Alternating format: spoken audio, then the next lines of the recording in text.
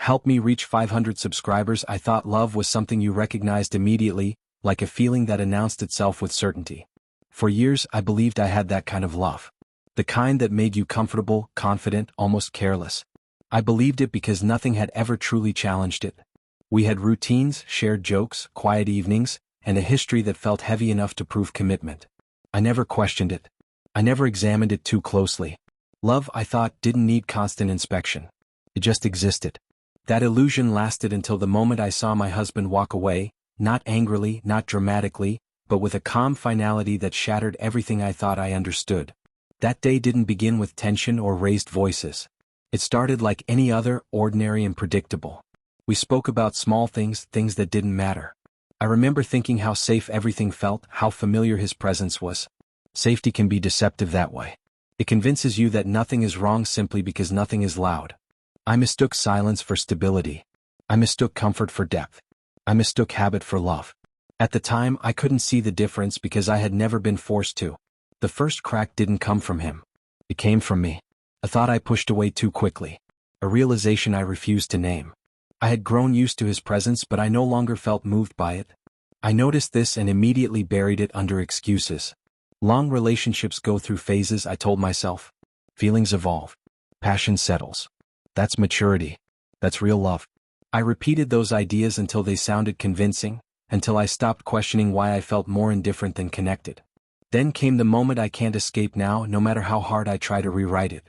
We were standing in the same room, but it felt like a distance had opened between us that neither of us knew how to cross. I said something careless, something honest in a way I didn't intend. It wasn't cruel, but it was revealing. His reaction wasn't immediate. He didn't argue. He didn't defend himself. He didn't even look hurt in the way I expected. He went quiet, and that silence felt heavier than any anger I had ever seen from him. I remember thinking his calm meant he didn't take it seriously. I remember assuming I still had control over the situation. That was my mistake. Calm, I learned too late, is not the absence of emotion. Sometimes it is the presence of clarity. Sometimes it means a decision has already been made. I didn't understand that yet. I was still operating under the belief that love meant permanence, that walking away was always a bluff. When he finally moved, it wasn't rushed. He didn't grab his things in a dramatic sweep.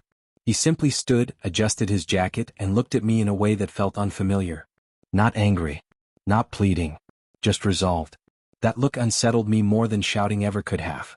It was the look of someone who had reached the end of something internally long before the conversation ended.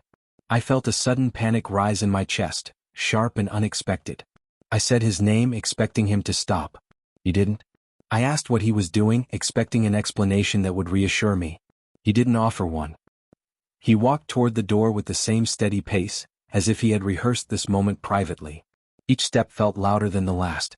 With every second, the reality I had avoided began to surface. I wasn't losing him because of one sentence. I was losing him because of everything that sentence confirmed. As his hand reached for the door, something inside me finally broke. Not loudly. Not dramatically. It was a quiet collapse, the kind that leaves you standing while everything else falls apart. I realized in that instant that what I had called love was comfort without effort. It was familiarity without curiosity. It was possession without appreciation. Seeing him walk away forced me to confront a truth I had avoided for years. I didn't love him in the way he deserved. I loved the idea of him staying. The door closed behind him without a slam. That detail matters because it matched everything about his departure. There was no chaos, no spectacle, no performance. Just an ending. I stood there, stunned, replaying the last few minutes over and over, searching for a different outcome. That's the cruel part about moments like this. You only see the significance once they've passed. You only recognize the weight once it's already crushing you. In the days that followed, the shock settled into something deeper. Regret, yes, but also clarity. I began to understand that love is not proven by how long someone stays when it's easy. It's revealed by how carefully you treat them when you think they'll never leave. I had been careless with his presence, assuming it was guaranteed. I had mistaken his patience for permission. Walking away was his way of reclaiming something I had slowly taken for granted. I thought seeing him leave would make me chase him. Instead, it forced me to look inward, uncomfortably and honestly. The pain wasn't just about losing him. It was about losing the version of myself I believed I was. The one who thought loving someone meant keeping them close, not choosing them every day. Watching my husband walk away didn't just end a marriage. It dismantled an illusion and in its place, it left a truth I can no longer ignore.